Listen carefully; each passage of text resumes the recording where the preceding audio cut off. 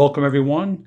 This video is going to be very enlightening for many of us. This is something where I'm going to kind of run through it real quick. I have a little bit of notes that I'm going to go back to make sure I don't miss anything with you. But I want to talk about the importance of how you can keep your blood clean or detoxified, because everything works from the inside.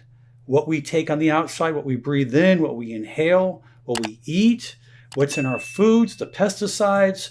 So let's go over a few important things, and then I'll go into some aspects of specific herbs. We'll go into foods as well as other nutrients, which I think would be very important. But blood is crucial in our body. We know that without it, we just cannot survive. It transports the vital oxygen, nutrients, and hormones throughout our body.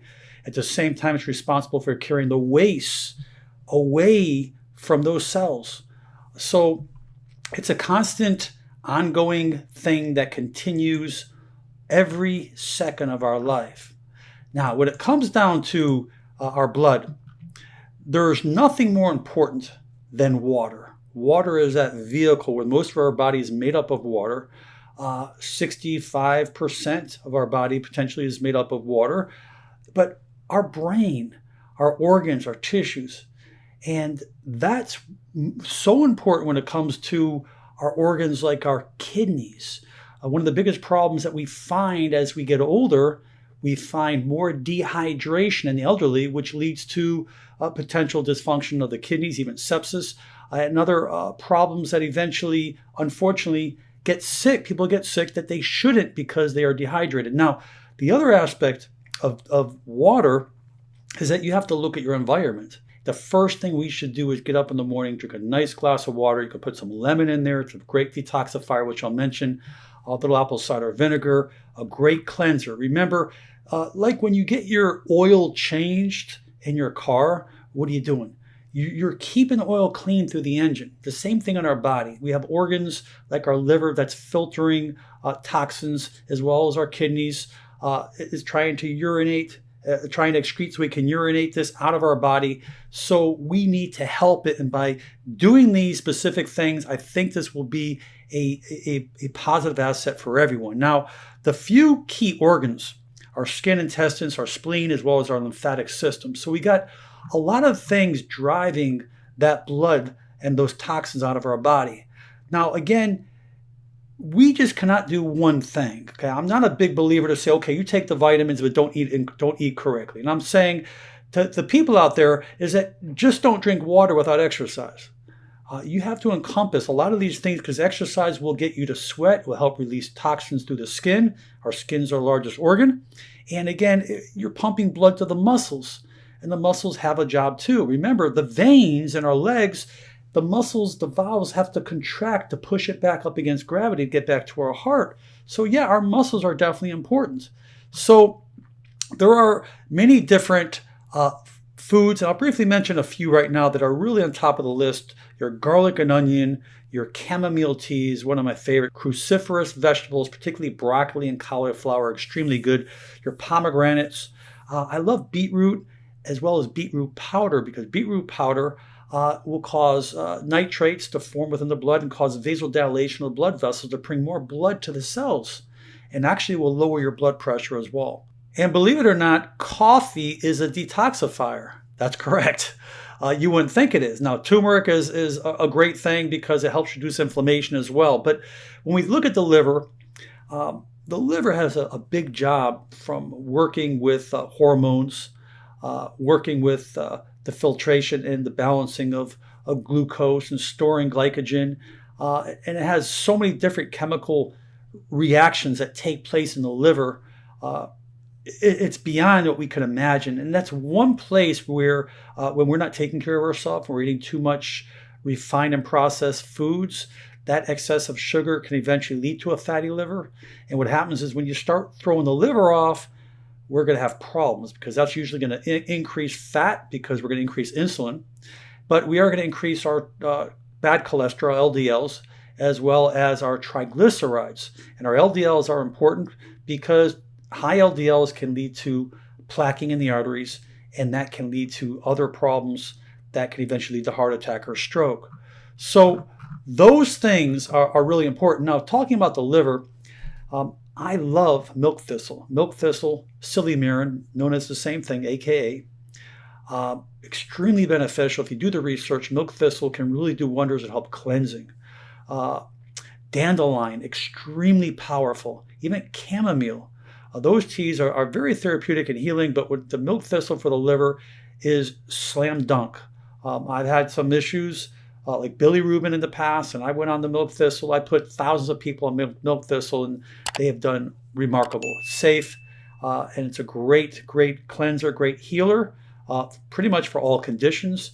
And if you do have a liver type of pathology going on, you want to speak to your doctor before you do anything. So many of you may be thinking, how do I know if my blood needs to be cleansed or detox?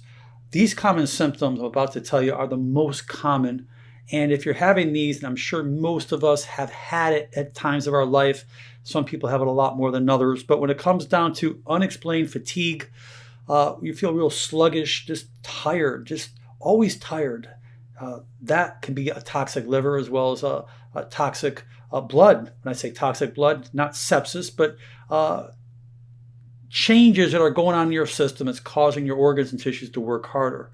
Allergies are very common. Low-grade infections, puffy eyes, we blame it from lack of sleep. No, a lot of it's from toxicity, particularly from the colon. Remember, the colon needs those good probiotics, those fermented foods, and we also need those prebiotics. Those prebiotics feed the probiotics, and those prebiotics are our soluble fibers, our pectins.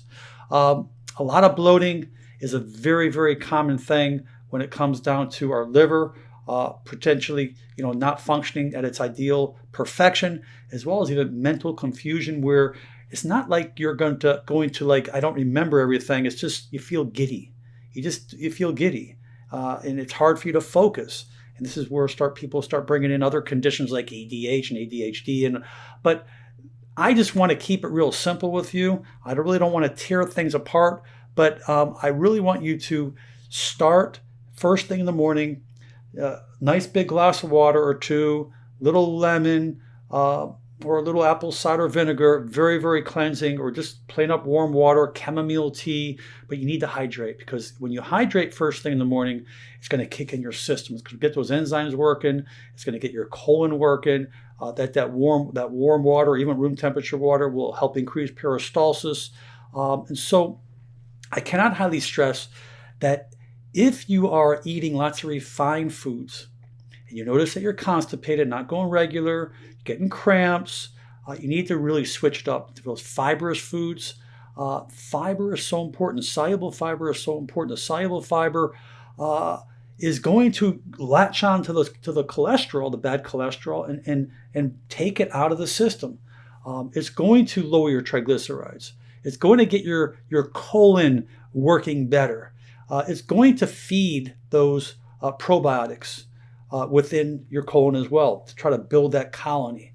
So whenever you're having intestinal issues, you always got to go back to the colon to feed it, to make sure it's getting what it needs. And I cannot highly stress berries. What I love about berries, strawberry, raspberry, blackberry, blueberry, is that they have low glycemic indexes, has tons of fiber, and they are something that can do wonders for your body.